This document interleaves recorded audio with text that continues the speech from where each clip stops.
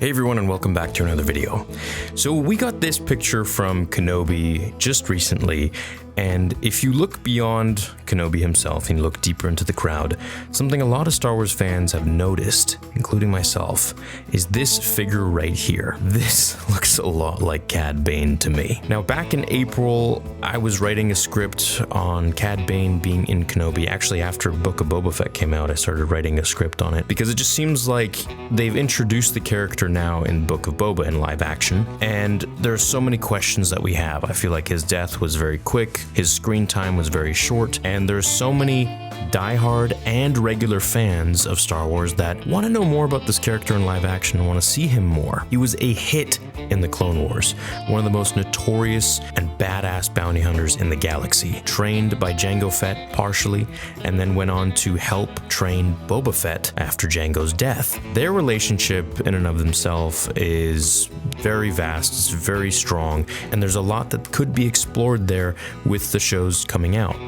Now, here, we obviously see that the connection between Cad Bane and Kenobi definitely goes beyond just the Clone Wars. Now, in the Clone Wars, Cad Bane already had many run-ins with Kenobi, so I can definitely see him being hired by the Empire or perhaps even someone else, maybe a third party, to find Obi-Wan, maybe even getting in the way of Vader. Now, could you imagine a scene where Vader is trying to force choke Cad Bane and it doesn't work? And of course, for those who don't know, the reason for this is because of the tubes that run through Cad Bane's throat, which don't allow his trachea to be compressed by the Force. Now, we could even see a young Boba Fett. This is 10 years after Revenge of the Sith, where he would be in his mid-20s at this point. We could see perhaps Cad mentoring Boba, and maybe they both get hired to track down Kenobi. And this could be part of the job that Cad Bane was referring to in the Book of Boba, where he said something to the effect of, "This isn't the first time I beat you out on a job." Bane mentored Boba after Jango died, as Jango mentored him, so it would be really fun to see their relationship develop. I could see Cad being hired just like he was in the Clone Wars to do work for Palpatine. He has come across Kenobi many times before and has beat him in combat, so if there's one being who can take Kenobi on, track him down, and capture him besides Vader, I think that only person in the galaxy would be Cad Bane. Now, we also saw this image in the Kenobi trailer, which many fans believed it's either Han Solo or Cad Bane. I think this is just another shot of Cad, and after examining the blasters, this is not a DL-44, which is Han's, or the LL-30 blaster pistol that Cad Bane had, but it does look pretty close, so it could be maybe he has another blaster, or maybe it's entirely somebody else. But if it is, they're doing a pretty good job at making us think that it's Cad Bane. Now, while it still could be the characters with modded weapons, of course, we have to wonder what would Cad Bane be doing in front of the Inquisitor as if to gun her down in that scene. It could be that Cad found Kenobi and he's going to bring the bounty in all by himself and thinks the Inquisitor will just get in his way. Maybe he's the one to take Reva down. After all, Cad Bane has fought a lot of Jedi before, so it's not far-fetched that he'd be able to take down another, especially an Inquisitor. Now, standing here amidst all the other people with his back to Kenobi, it's just another thing that screams Cad Bane. To me, Cad is all about stealth, in many situations, maybe not all, but many. He always watches his target, watches his prey, and this is one thing that makes him so dangerous, is that not only is he a great bounty hunter, but he's also extremely quiet and stealthy. You wouldn't notice him in the room with you unless he wants you to notice him. This is also something Boba Fett did. There was a comic issue where Boba was tasked with bringing in and capturing Han Solo, and he did so in such a stealthy and respectable manner. He followed Han into a cantina, and he was sitting literally across from him, observing him as he was with different women. Just before he was about to capture Han, of course, Vader barges in, lightsaber swinging, and just letting everyone know that he's there. But that's Vader. That's how he is. Now, I believe this stealthy approach will be taught to Boba by Cad, and it's something that obviously Cad has really mastered. I think this could be that mission that Cad beat Boba on. I think maybe they were both commissioned to get Obi-Wan Kenobi. Perhaps the entire Empire has commissioned so many different bounty hunters to try and find Obi-Wan that it's gonna be like some sort of a rat race, and the first one to do it wins the prize. And I think it could just be Cad Bane that maybe discovers where Kenobi is. Please stay tuned for the end of this video, which has the top 10 facts about Cad Bane video in it. And if you want to watch it by itself, then I will link it down below as well. You can check out my other top 10 videos. They're a lot of fun and they get you really caught up with different topics and characters in Star Wars. So before I show that video, let me know if you think this is actually Cad Bane or it could be an imposter or someone else. And how will Obi-Wan deal with him now that he doesn't have his lightsaber and can't really use his Force abilities as easily as he did when the Jedi were a thing in the galaxy and not being hunted. Thanks for watching this video. I'll catch you all in the next one. Until then, remember, my fellow Jedi and Sith friends and Mandalorians, the Force will be with you. Always. Hey everyone, how are you all doing? With Cad Bane's appearance in the Bad Batch, which was such a sweet surprise, I figured I would do 10 interesting facts about Cad Bane. Now keep in mind, these aren't all of his facts. I'm just picking and choosing from a few that I found on the internet, namely Wikipedia and of course some other novel sources, which you will see in the rest of this video. So I will be doing a part 2 to this video at some other time and then eventually combining them for a top 20 facts about Cad Bane. So if you don't know who he is, this video will give you a bit of a rundown on what he's been up to in the Clone Wars, if you haven't seen the Clone Wars, or if you need a bit of a refresher. So starting in at number 1, we have Cad Bane's early life. Now, his early life is one that I hope to see in a spin-off show of some sorts. By the time of the Clone Wars, he was already in his 50s, so to him, things weren't really all that personal anymore at this more of a mature age. A job was a job, and if it paid, he would get it done. The Duros species bounty hunter was very intelligent. Much like Thrawn, he was always several steps ahead of his bounty. He was second in the galaxy only to Jango Fett, and once Jango died at the hands of Mace Windu on the Battle of Geonosis, Cad Bane was considered the best. His specialty was killing, naturally, like most bounty hunters, but what made him unique like Jango was his ability to kill Jedi where other bounty hunters could not. This was due to his keen intellect and very fast reflexes. Combined with his aggression and ruthless behavior, it left for a bounty hunter that never faltered under pressure. Some notable hires included the Hutts, the Separatists, and Palpatine himself, which we're going to get into all of them. Number 2, his mask. Have you ever wondered about his mask? Why does he wear that thing? Does he have problems breathing like Vader did? Now, while tubes and masks weren't unheard of in a galaxy where so many different species have different biologies, some can't breathe oxygen, Bane's was for a different reason. He knew Jedi and Sith used the ability Force Choke. So, as he fought more and more Force users, he eventually realized this threat was rather overpowered and devised a breathing tube apparatus to go down his throat, which prevented any Force user from Force choking him in the future. Like Anakin, for example, if the seldom few Jedi would use such a power, as it was more deemed to be a dark side ability. It also allowed him to breathe in areas without oxygen, like space. Number 3, he worked with Obi-Wan. Sort of. If you remember in the Clone Wars, Cad Bane was arrested by the Republic, all according to his plan. He did this in order to rescue an inmate named Moralo Ival, who was working with Dooku.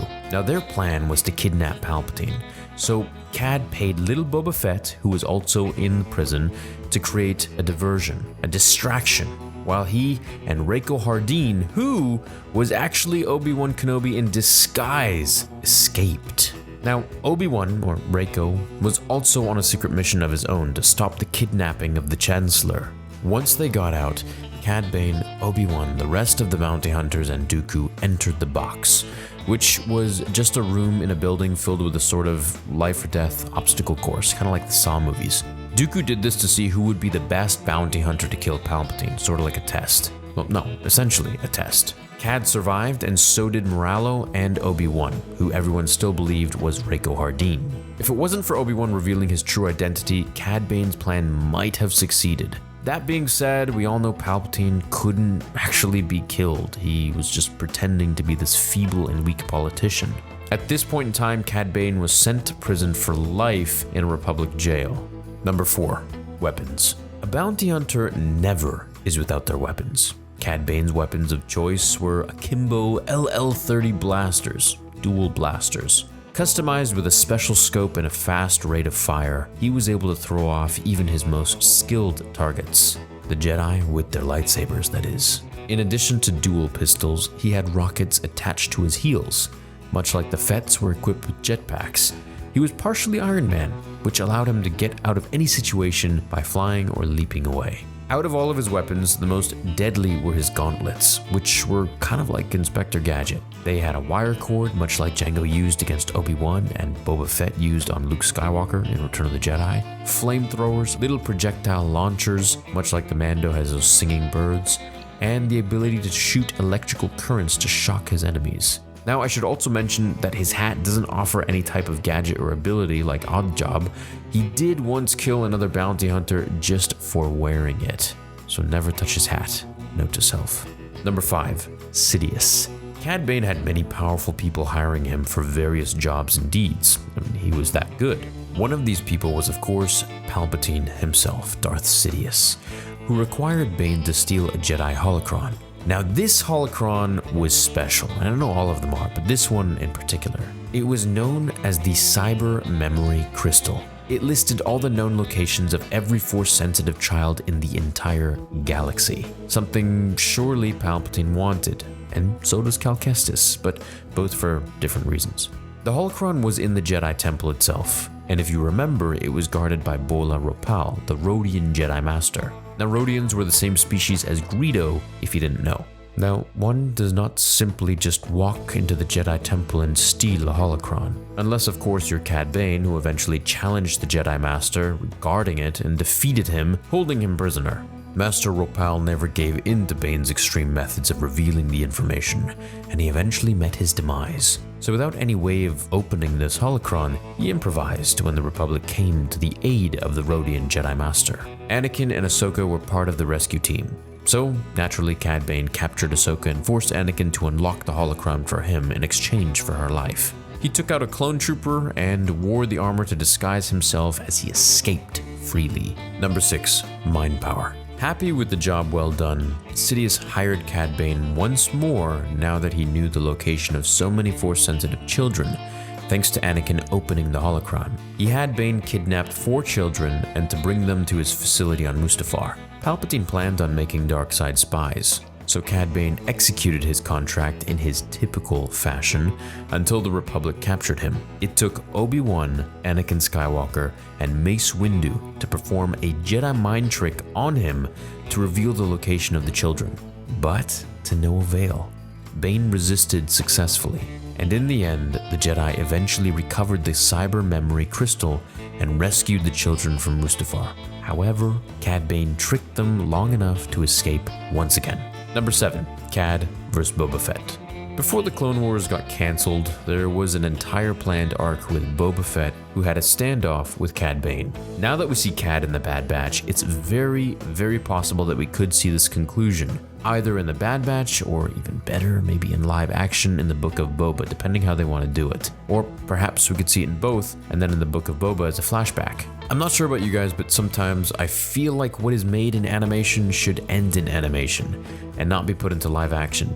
But once we got Ahsoka and Bo-Katan and so on, honestly, it was kind of even better for me in live action. It was different, but I enjoyed it in a different way, which was pretty awesome. Anyways, in the unseen arc of Bane and Boba, Bane would have joined Boba and told him he knew Jango, his father. Boba would wear the green armor for the first time, and their fate would end in a Western-style standoff. Whether Cad survives or not is not officially confirmed or denied, only there are fan theories out there, which point towards Cad dying, but some point towards him being alive too.